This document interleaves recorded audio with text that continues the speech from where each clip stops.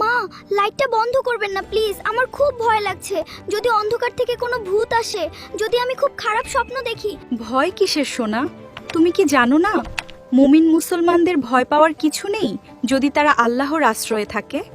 সুয়াদ, তুমি কি জানো না আমাদের নবীজি আমাদের জন্য এক ম্যাজিক শিল্ড বা জাদুকরি ঢাল শিখিয়ে দিয়েছেন? জাদুকরি ঢাল, সেটা আবার কি? সেটা হলো ঘুমানোর সুন্নাত। ঘুমানোর আগে অজু করে ডান কাতে শুয়ে আয়াতুল কুরসি পড়লে মহান আল্লাহ তোমার কাছে একজন ফেরেশতা পাঠিয়ে দেন।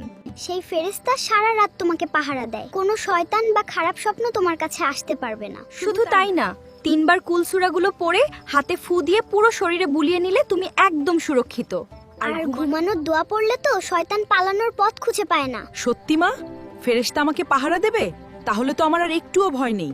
আমি আজ থেকেই অজু করে দোয়া পড়ে ঘুমাবো। মাশাআল্লাহ। এসো আমরা সবাই মিলে দোয়াটি পড়ি। আল্লাহুম্মা বিসমিকা আমুতু ওয়া আহা।